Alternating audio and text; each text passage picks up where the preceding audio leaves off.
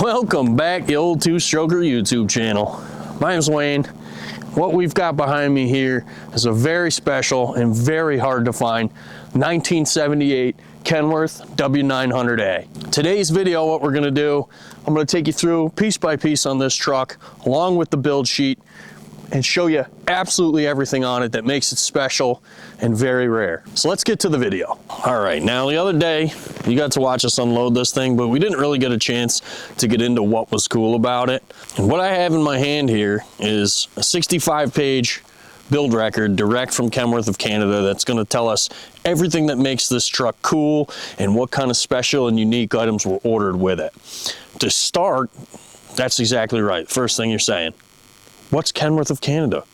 That's right, this truck was built and sold in Canada. So let's take it right from the top with just the overall specs of the truck. It's a 12V71 Detroit diesel, C60 injectors, which makes it 420 horsepower, transferring that 420 horsepower to an RT 12515 manual transmission, which is a direct 15-speed transmission. Kind of odd it doesn't have an overdrive, but the way this thing is spec'd, it's set up for heavy haul.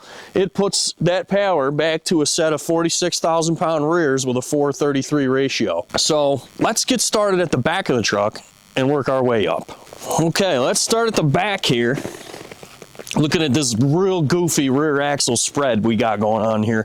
What you're looking at here is what us Americans refer to as a Canadian spread. Now, normally your axle center line to axle center line is 54 inches, and this here is 65. I'm not exactly sure why they do that up there. I'm guessing it has to do with weight ratings, and maybe you can haul a little bit more on your drives with a spread like this. If you know why they do that, put it in the comments. But what I can tell you is that it's a hell of a lot easier to throw chains on a setup like this than it is a tight American setup. So like I mentioned before, you're looking at two 46, well, the pair is a 46,000 pound rear axle combination. What's that made up of? It's two SR170 23,000 pound rears. They're 4:33 ratio, as I mentioned before. They do not have locking differentials. All they have is the standard inner axle diff lock located on that front rear. Transferring the power back to these axles was a full 1810 series driveline with a 1710 series interaxle driveline. Now, other thing of note here is these Bud style 22.5 wheels. These are 22.5s on here, 11Rs, and this is not correct for the truck. Originally, this truck was spec'd with 24.5 Dayton style wheels all the way around, front included. Also of note back here on the chassis is the build record calls out all of these Dynacraft air hoses to be replaced with special Arctic rated air hoses. Now, I'm not sure how much of that is left on here, but what that would mean is it would meet all the regular air brake hose specifications, with the exception of it would be rated to -50-degree communist. Another odd feature is these axle breathers not being located on the axles, but they're relocated onto the frame rails and have hose connecting to the axles. I don't know if this is a Kenworth thing or if this is because of the Arctic package. To prevent these from freezing up with like road spray during the winter months. Maybe one of you guys could tell me in the comments if you had seen something like this before. I have not. Another standout feature of this truck is the obvious dump truck pins and dump truck style hydraulic tank on behind the cab on the frame. We had initially thought this truck was spec'd as a dump truck from new, but that proves not to be the case looking at the build sheet. It did have a fifth wheel from new. It must have been converted to a dump truck at some point in its life. Now, moving on to the cab, the first thing you'll notice is there's no stacks on this truck and no evidence of any stacks ever having been there. If we look a little closer at where the exhaust comes out, you'll notice that both exhausts are plumbed over to this passenger side, and there's clearly a missing bracket that's supposed to be on the frame rail there. Believe it or not, this is one of the only trucks I've ever seen with a V12 and a single stack from the factory. It was frame mounted and it was on this passenger side here. While we're on the cab, the next option this thing was spec'd with was two rear-facing floodlights mounted to the sides of the cab. I don't see any evidence of where they were anywhere on it. I do believe this truck's been painted. It was originally yellow. I'm not sure what the secondary color was, but maybe they removed those mounts and floodlights during the paint job. As we get closer to the front of the truck, the build sheet calls out a roof-mounted AC condenser, which is clearly missing. That's just snow. I'm not sure when that was removed in its life, but most of the other AC components are still in place. Also up top, you'll notice the truck has and was ordered with only a single air horn on the left-hand side of the cab. It was also ordered with dual spotlights, which you can see here in this footage. Just down from the spotlights, we'll get to the dual air cleaners, one on each side, but you'll also notice an extra hole in the top of the hood. Now this extra hole you're looking at here is for an optional warm air inlet package that you typically only ever saw in Canada or up north somewhere like Alaska. Now I have the correct warm air inlet tops for these breathers. They're in the cab here. Let me show you a little bit about how they work. Now, as you can tell, there's a lever in here. This would be your outside air. This goes to the warm air secondary top hole in the hood. So right now we're in the summer mode. It pulls air from the outside and into the air filter that way. When it's colder out, what you would do, flip that lever, it seals off the cold outside air and it pulls warm air directly from under the hood. There would be a rubber boot that attaches on here and just goes down in through that hole there on the top of the hood that we discussed before. That's just a pretty cool old setup that we just don't get to see around here very often at all. Now moving on to the hood, you can't just fit one of these big V12s anywhere. That's right, you need a bigger hood. The build record specifically calls out a long unit glass hood with the cab moved back to a full 12 inches. That makes this hood a full 12 inches longer than the standard W900 hood. Now as another fun fact, a Peterbilt extended hood is only a full 8 inches longer than the standard hood. The other cool thing about the Kenworth is this hood is entirely built of fiberglass. It's all one piece and it's a lot easier to get open than a comparable extended hood Pete. Now I don't know if you guys can tell from this video, but I sure can in person. This thing has survived its 45 years of life relatively unscathed. And it's older than I am, and it's a hell of a lot better looking. All right, anyway, moving on to the very front of the hood here. Behind our missing grille, you get a good look at the Kaiser shutters. These shutters work basically the same way as a air-controlled fan clutch. They're controlled by something called a shutter stat, which is an electric solenoid plumbed into the cooling system of the engine that either puts air pressure or removes air pressure to open or close the shutters depending on engine coolant temperature. Also spec'd on the build record is a Kenworth gull-wing bumper, which is missing and it's been replaced by this terrible looking abortion that's on it now. And part of what's missing is it would have had the two, they were spec'd on the build sheet as recessed Perlux fog lamps down in the bumper. I would have loved to have seen this thing new out of the dealer going down the road. Big old hood, nice fancy shiny grille, gull-wing bumper, Perlux fog lights, and a single stack with one horn on the other side. Just something you'll never probably see again. What a cool combination. All right, fellas, next, let's talk about the interior on this here Kenworth. Oh, she's froze. It's freaking cold out here, fellas. It's real cold out here. There we go. Who's just messing with me on camera? Speaking of the interior, what we've got is this beautiful red and tan, what Kenworth called VIT interior package, which stood for very important truck. Now, some of the more Kenworth informed fans out there may be saying to yourselves, that interior is not factory. Kenworth didn't do a VIT interior on a standard cab in 1978. And you'd be correct. Kenworth of America did not do a VIT interior on a standard cab in 1978. Kenworth of Canada, however, did. And that's one of the options they checked when they had this truck built. And I'm really glad they did, because the button tuck is aces. Now, one of the other notable options here is this tachometer and speedometer combination. This tach, at first glance, looks out of place in this cab. However, on the build sheet, it is called out specifically for an electric tachometer. And that's what you're looking at right there. It looks a little different than the normal analog style gauges you would typically see, like this speedometer. What makes the speedometer special is it's specifically called out on the build record for a 100 kilometer per hour speedometer. I think how they're doing that is with the actual ratio, being that the speedometer is cable driven, it's just driven to a different ratio to show kilometers per hour instead of miles per hour. Here you can see all the switches to control all things like the lights, etc. on the trunk. And going back to what I said earlier about Kenworth and Peterbilt doing things a little bit differently, you'll notice the switches on each of those spotlight handles to turn the spotlights on and off. Well, Kenworth thought ahead. They also gave you this switch on the dash here labeled floodlight. What that enables you to do is to leave the individual switches on the spotlights in the on position and then control them both via the dash switch. Way better way to do it if you ask me. All right, moving on from the switches, we see our heater and AC controls. And one of the things that's cool about this truck is it has two heaters actually. So you have the one on the dash there where it would normally be. And then also there's an auxiliary unit underneath the passenger seat.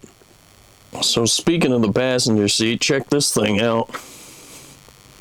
This is a specially ordered VIT passenger seat, called out on the build sheet as such. That's part of that VIT interior package.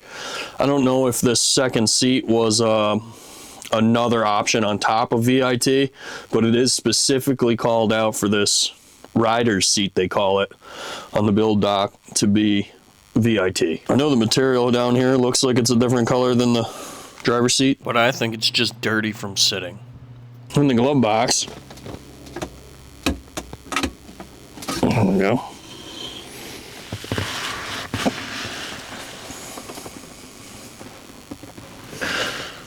We got our missing handhold for one of the valve covers.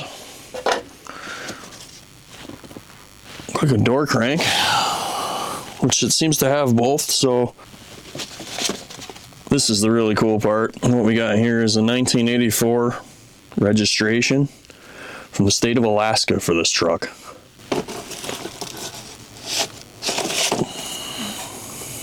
I'm assuming these are all loadout weights or axle weights or something. It can't be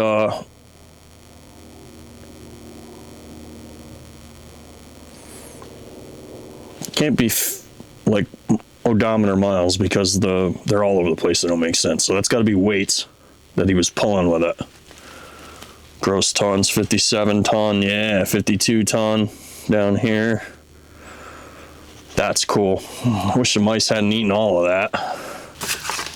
There's one here. Filters. Looks like the spring for that window crank there. There's a bolt. Oh, lag. I don't know what that's for.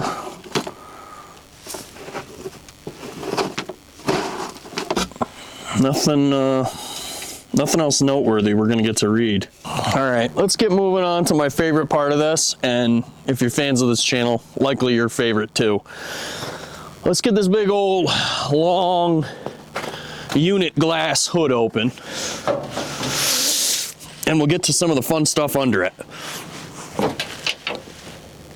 Oh, it's a lot heavier with the ice on it, fellas. This normally opens right up. All right, before we go any further, I'd like to just take a minute and thank today's video sponsor. That's right, today's video is sponsored by the Old Two-Stroker YouTube channel and its fine patrons. Now, these boys and girls have been paying the bills around here for a while, and if you'd like to join their ranks, you can in the description below. I put a link there to make it easy for everybody. Also sponsoring today's rambling is the oldtwostroker.com website and the load of fine merch you can find there. Now, our model, Uncle Wayno, is sporting the beautiful green Mossy Broke hoodie. Old Two-Stroker on the front, everybody's favorite AV92 powered Pete on the back, old Mossy Broke. Just get a look at her. You can get yours now at oldtwostroker.com. And let me tell you, they're pretty freaking warm. It's 20 degrees out here. I got just a hoodie on and a t-shirt underneath. We're not in a coat or anything like that. These are ultra heavy, Fruit of the Loom, super good quality, nice and warm. If you want to work outside, these are your best bet. Along with these brand new old two-stroker beanies. We just had these embroidered. They're a different brand than the Carhartts. So pop on over to oldtwostroker.com, get yourself one. All right, that's enough of that. Let's get back to why everybody's here, and that's the giant 12V71 stuffed under this big old hood. Now, what makes this thing cool is, yeah, it's a 12V71, but that's not just it. The other part of this is all goes back to it being a Canadian Kenworth. You see, in 1978, which is the year of this truck, you could not get a 12V71 in the land of the supposedly free. Thanks to everybody's favorite three-lettered Gestapo agency, the EPA. Oh, Greta, how dare you? Wasn't very fond of these things, and they weren't available past 1977 right here in America. But in Canada, they didn't have the EPA, so you could get this up through 78, and 78 was the very last year for it. So we believe this to be one of the very last 12V71 trucks put together. Now, the other thing to make mention here is if you were in California, not only could you not get a 12V71 in 1977, you couldn't get them past 75 in California. Now, you'll remember back at the beginning, I mentioned this being a C60 420 horsepower engine. And what really makes it different is the engine spec'd with C60 injectors or smaller, got standard cam timing, and a 1460 injector height. If you got C65s or larger, you got advanced cam timing and a 1484 injector height. Engine also spec'd from the factory with a Jake brake, so these tall covers are the original valve covers to the motor. Now, this still has its original blue valve cover tag, which not only gives you your engine serial number and model numbers, but it gives you all the option codes for the engine spec itself. These tags are super handy when you're ordering parts, as they show each individual group option numbers. Now, one of the interesting things about this particular tag is if you look close, our serial number 58284, which is correct for this truck. But if we scroll over a little here, you can see under where normally it would say advanced gear train, advanced cam, they're scratched out and it's handwritten STD gear train. Also, the injector looks like it was calling for a C65 from the factory, which is incorrect for the build sheet. The build docs called for a C60, and that tag is scratched out and also calls out a C60 handwritten. I've never seen that before. Don't know if that was when that was done. Maybe the dealer did that. I'm not really sure. Also of note, the horsepower side of the tag calls out a 456 horsepower at 2100 RPM, which was incorrect for a C60 injector. You could tell this tag was printed for a C65. The next line below says fuel rate at advertised horsepower 65 millimeters per stroke, that is the C65 spec. Now, one of the other things the build record calls out is the standard for the time 750C lubrifiner. It's quite common back in the day. They add about another 2 gallons of oil capacity. However, despite the added capacity, they're usually good for about a 2 to 5 PSI drop in oil pressure, which just comes from the volume of oil that it's flowing through the unit. I don't see this one on here, so it must have been removed some point over its life. One of the other options spec'd on this truck that I've never seen before is an actual oil pan heater. Now, that's kind of a shame because this is the wrong oil pan for the truck. At some point in this truck's life, the oil pan was swapped from the standard truck oil pan, which holds 9.5 gallons of oil, to this industrial pan, and I'm not sure how much this one holds, but brother, it's a lot. So you can see here's a look at that industrial oil pan. This is not a truck pan and is incorrect. I can only guess somebody changed this for the added oil capacity. Now, moving over to the cooling system side, what we're looking at here is the large 1400 square inch radiator, which is a 4 7/16 of an inch thick core. That's not fun to say in the cold, boys, which is 8 row. And that's typically what you'd see in something like this to keep it cool. Our V12 Peterbilts have the same core. What is missing, but is called out specifically on the build sheet, is Arctic insulated heater hose for all heater hoses. I'm sure these got changed out somewhere along its life. The other option this truck has in regards to cooling system is this electric coolant heater located down here, plumbed into the coolant hoses.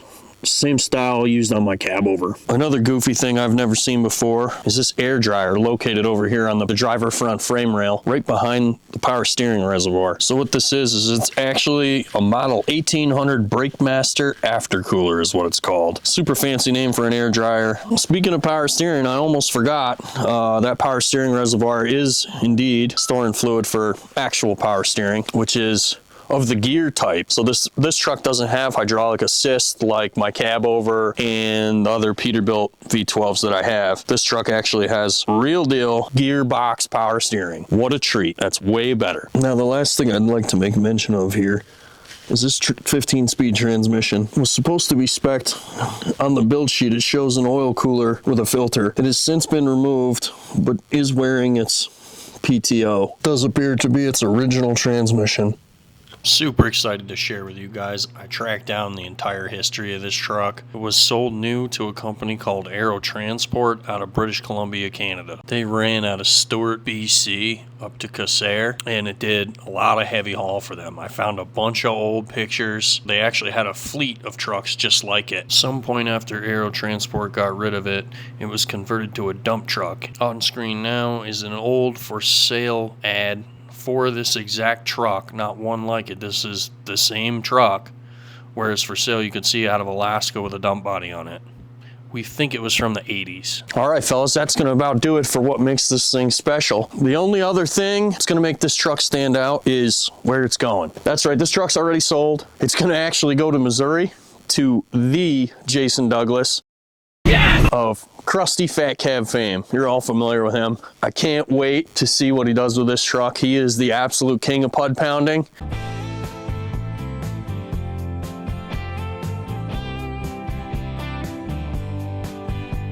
So I think he's going to have this thing back to better than new in no time. Not sure 100% what his plans are for it. I'll try to bring you as much follow-up video on this truck as I can, but look forward to seeing it. I know it's going to end up with a pair of turbos. Thank you all for watching. We will see you in the next one.